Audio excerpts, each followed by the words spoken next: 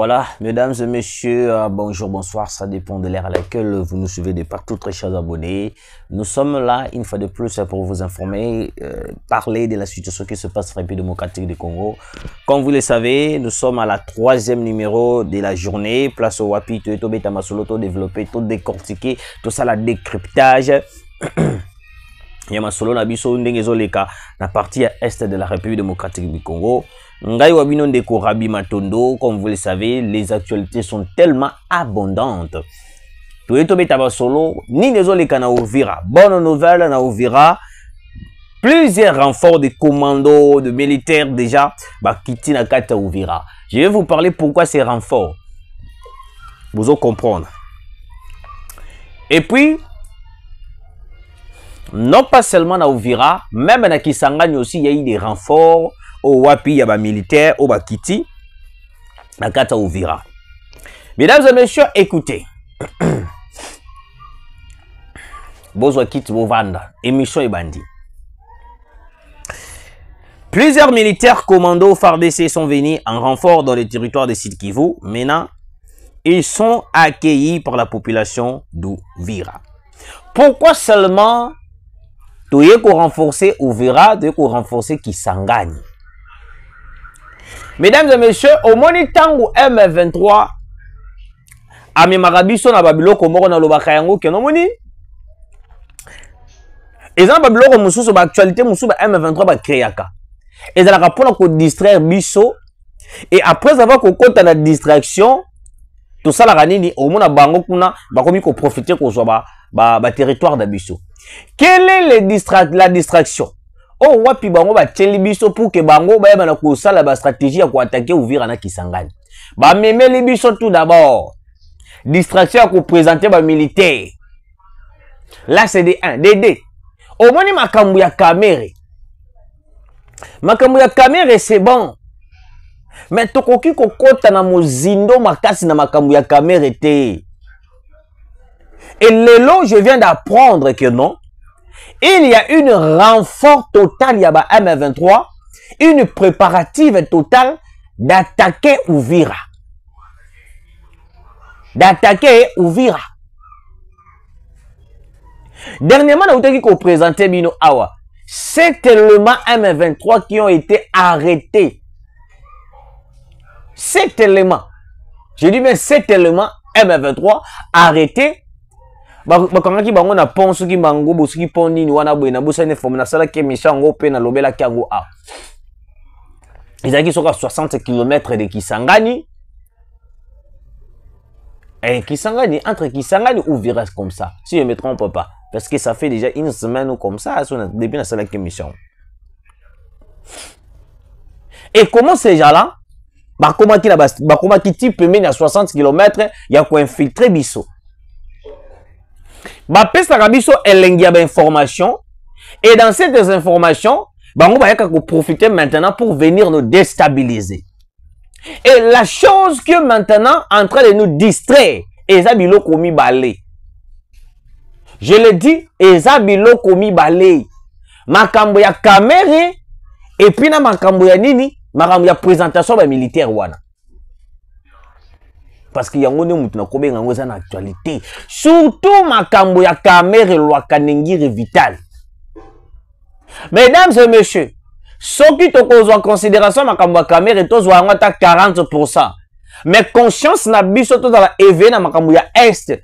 Parce que dans minute on a koloba na bido, il y avait des préparatifs pour déstabiliser, attaquer directement Uvira. Yango moni ba yeko renforcer Uvira. Et la fuite, il y a eu des bateaux militaires dans la Sabino, parce que je ne parle pas de choses imaginaires. Hein. Moi, je ne parle pas de choses imaginaires. Je viens avec des preuves tangibles. Voilà. Et comme il l'élo, des bateaux militaires, et comme il l'élo, à partir il y a 16 heures. À partir il y a 16 heures, bateau militaire wana. Et komi wapi na Uvira.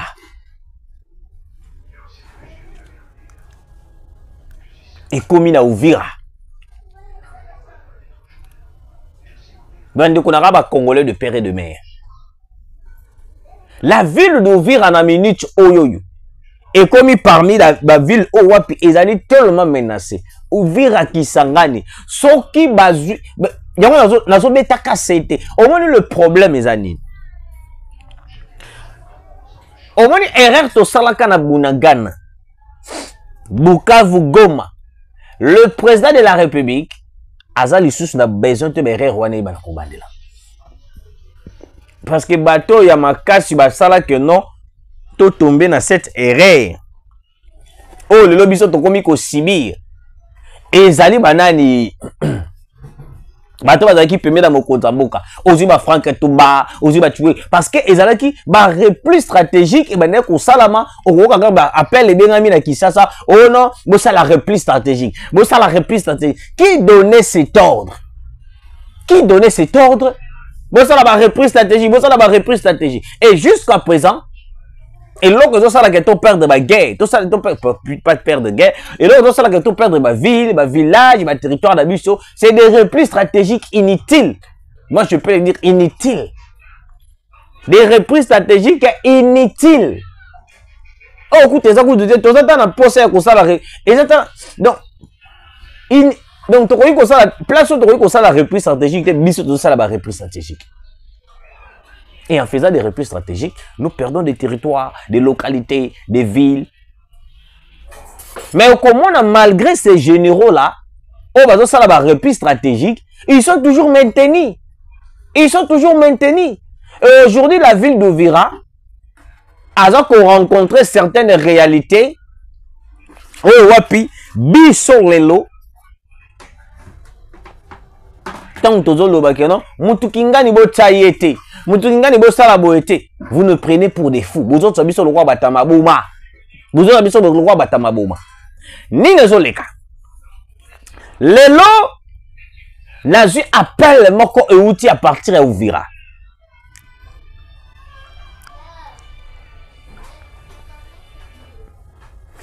Un militaire de FARDC m'a appelé, dont j'étais les noms. Alors, de Korabi, le long vers 3 heures. 3 heures du matin, il y a eu des crépitements de balles, il y a eu des faux mouvements dans Kata Uvira. Et dans cette stratégie, il y a eu des crépitements de balles, tout. En réalité, dans les crépitements de balles qui s'est passé dans Uvira, ce n'était pas les M23. Mais qu'est-ce qui s'est passé? Ils ont arrêté des espions. Des espions, bah congolais, mais des espions. Nakati ya Uvira. Et les espions en question, bah dans la mission na bango ezalaki récolter au moins ndenge ezalaki makambo ya fi Kagame fils. Ndenge pe ba espion na ba congolais. Nga anzambalola. Mboka la yo moko congolais. Mboka la yo moko congolais, mais tu te permets de collaborer avec les Rwandais, les M23, qu'on a d'informations, comment est-ce que nous allons déstabiliser Uvira et tout. Boyo kakandengeni tongo. Bo ça la kandengeni des fois ça me fait mal à la tête. Bo ça la kandengeni. Vous faites comment?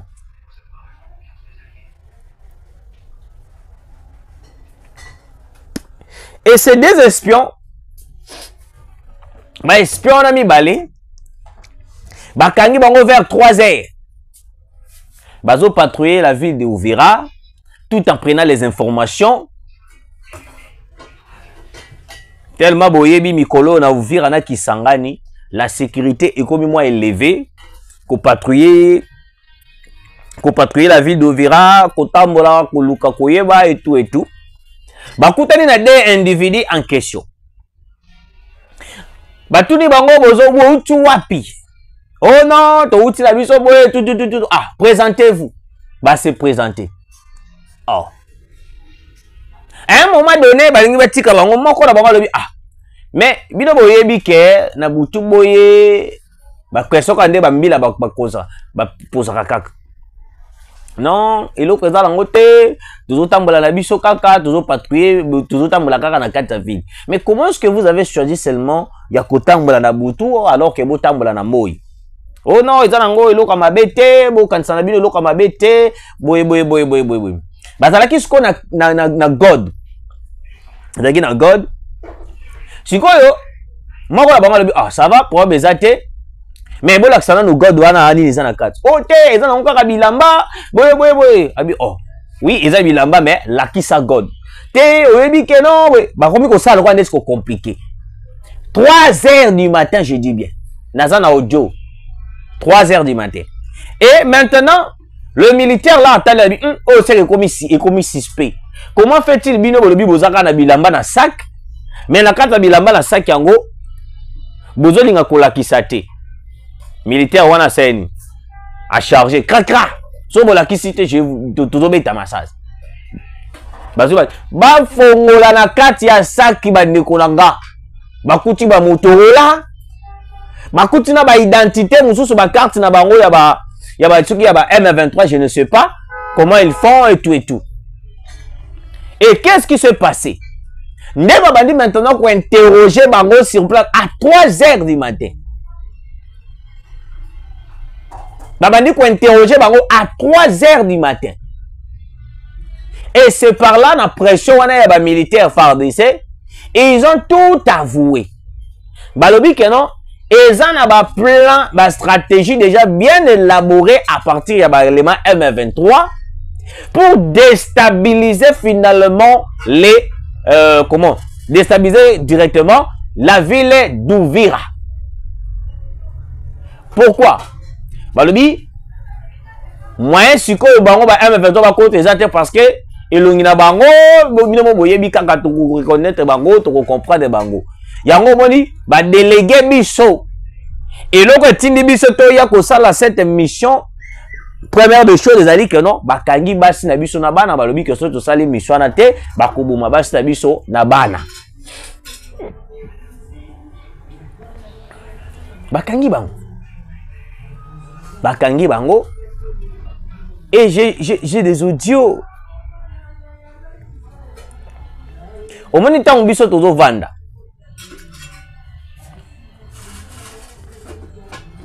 Tant que biso tozo landa caméra, oui, c'est bon, caméra fois longwa, caméra obligatoirement fois longwa. Je dis bien caméra obligatoirement, hein, fois longwa. Mais malgré que caméra fois longwa, quand matmi son abiso et longwa na STT. Yango moni lelo directement basali nini basali renfort ya ba militaire parce que il y a une préparation na ngambu ya ba élément M23, il y a une préparation na ngambu ya ba élément M23 contre la ville d'Uvira. Tant bino boko la pungi à 3 heures du matin boyebi l'autre côté ndoka monguna kuna atindi des espions. Yango moni ngana lingi na pesa moi idée.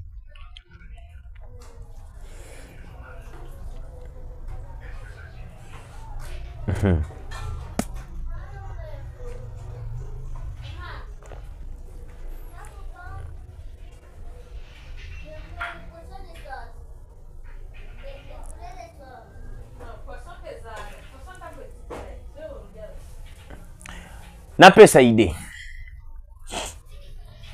Et ça pour nanga, ça ne dépend que de moi. Il est nanga ezaboué.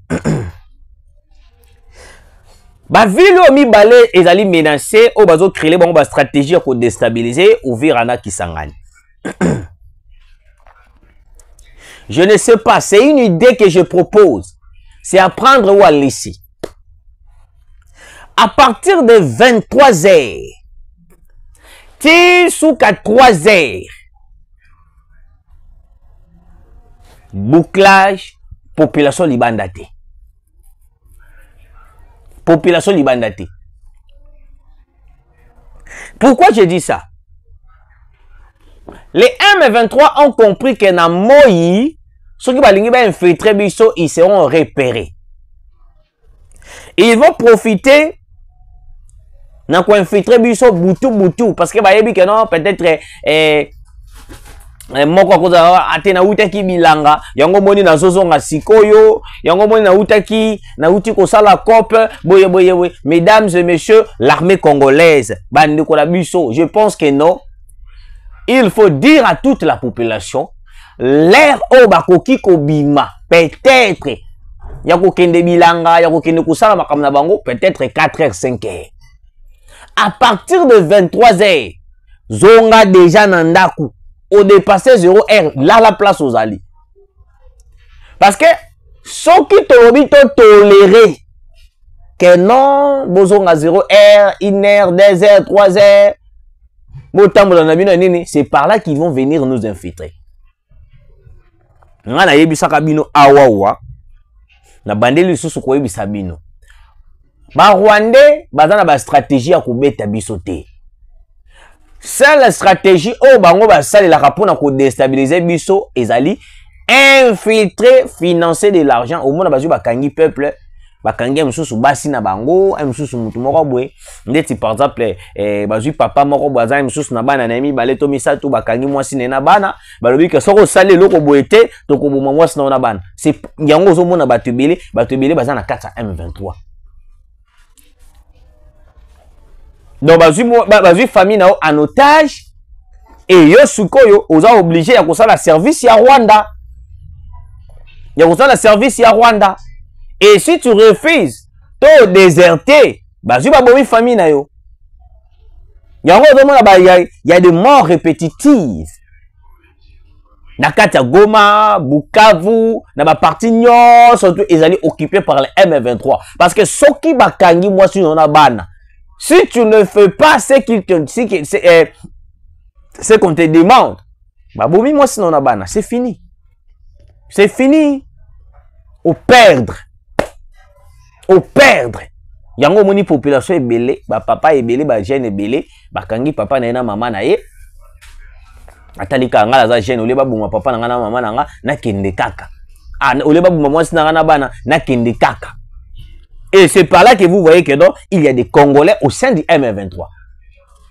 En d'autres termes, aucun Congolais a rejoint le M23 par sa volonté. Jamais. Bazate. Moi, j'ai des témoignages sur mon téléphone. Je dis bien, j'ai des témoignages.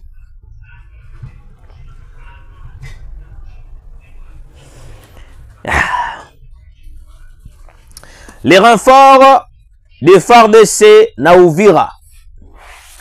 Les renforts de FARDC na Uvira. Bonne nouvelle, mesdames et messieurs.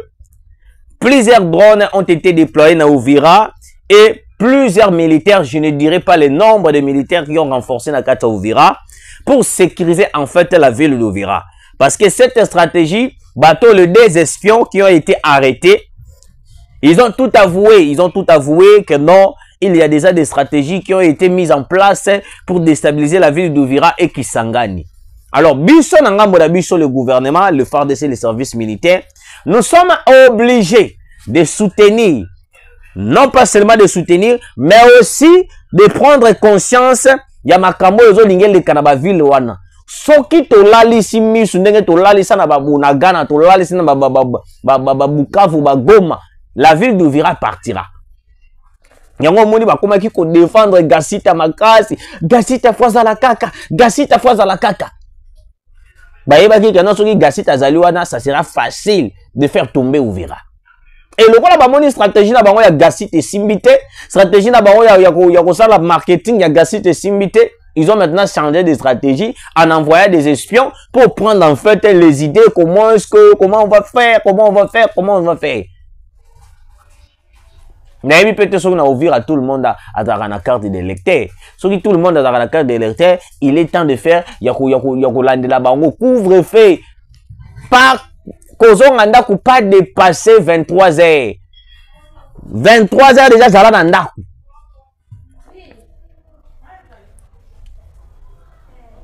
23 heures déjà, ça va dans Zala déjà pemeni ya mwasi na yo na bana, zala déjà pemeni na ba parents na yo parce que en dépassant 23 heures ukulala na boloko.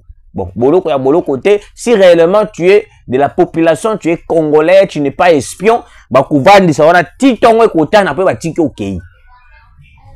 Dans le but, non, mon stratégie, mon proposition à PSI, c'est aussi bien. Ceux qui ont dit que moto a dépassé 23 heures. Bozuye. Ceux qui ont peur de famille. Bozuye a des militaires, policiers, des militaires. Au Vandaka, place Kingan. Bokei na ye. Ti place à Vandaka, Botali. Botuni famille na ye to banle ki na ye soki nani. Oh, ndeko na bino, ndeko na biso, botiki. Soit, so bomoni ko tika bango ezali ba va et vient ba midi à 14h. Bo vandisi wana place na bino na camp na bino wana. Ti tongwe kota na po zongi. So quand ali père de famille peut-être a uti ko luka za na biloko zo ki ko tika la famille, wana bo memi ti na ndaku atiki biloko et puis bo moni ndaku que non c'est un Congolais. Et que ce n'est pas un espion. Mais ce que vous dites que non, Azaka soki ndengeni azane père de famille te ou soit a outi ne pe ko lukate ni te azane pe na biloko te ya ko lia azo meme la famille bo vandi sie wana tikino na tongo après bozongi sie parce que soki bo tiki bango bongo misusu bazo za la ba espion ba patrouiller ouvira ba patrouiller Kisangani et puis en retour donner les informations au M23 pour venir déstabiliser la ville. J'espère que vous avez compris. J'espère que vous m'avez suivi. Oh, il y a bien Bozui. Oh, il y a Mabe Botiki. C'est ça. Je ne fais que dire des choses. Et félicitations à Ndeko Eliezer Tambwe. Ndeko Eliezer Tambwe. Abandi ko secouer maintenant ba M23. Panique totale na ngambo na bango. Nini bozo banga nini? Bozo banga nini? Restez là. Bozo banga nini? Merci et à très bientôt.